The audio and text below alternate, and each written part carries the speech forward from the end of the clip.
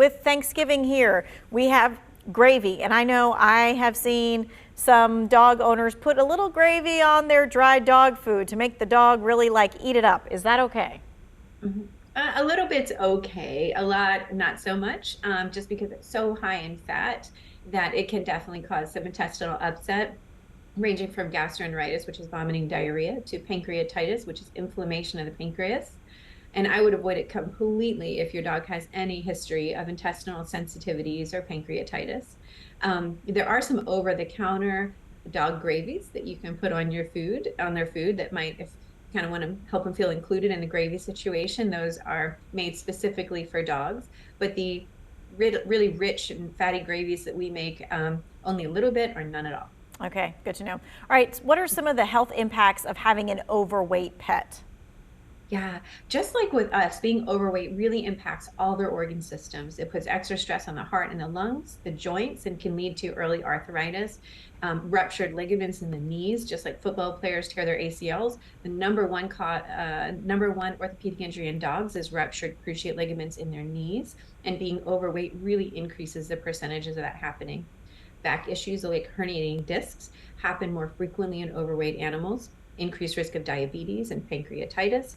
So high blood pressure, high cholesterol.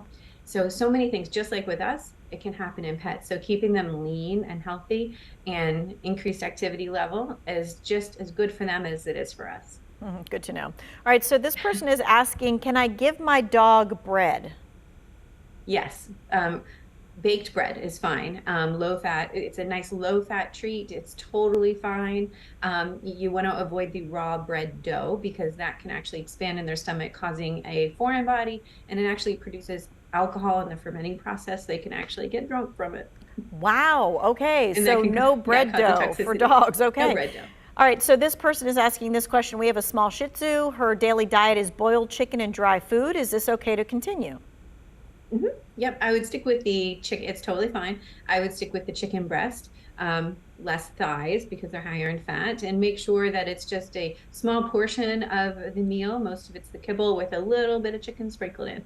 All right, so this is something that I know my dog, I'm always constantly telling her to get her face out of the garbage. How do we keep the pets out of the trash?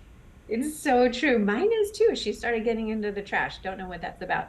But so first, if you can put it away in a cupboard and make sure that they can't open the cupboard, that's the best choice.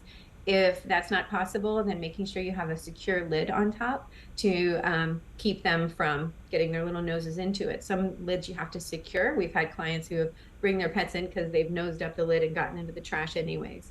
If you have a dog that likes to knock the trash over, very common, and you can't put it away in a cupboard or a different room with a shut door, you may want to invest in some like a either you have the toddler secure thing Oh, yes. attachments that keep them against the walls, or even bungee cords to keep them from knocking the trash can over. Those are very simple ways to prevent your pet from getting into the trash.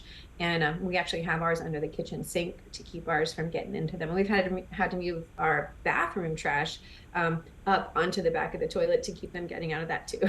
So it happens. It happens. Pets, they just want to Mhm. sniff around on all the things. All right, this person's Yep. asking, can a dog chew on antlers? I know it's a popular thing, but I don't recommend it. Anything that's too hard for you to chew is too hard for them to chew. And their jaws are actually a lot stronger than ours. And I've seen so many broken teeth from chewing on antlers and hooves. And I used to give my dogs cow hooves before I was a vet.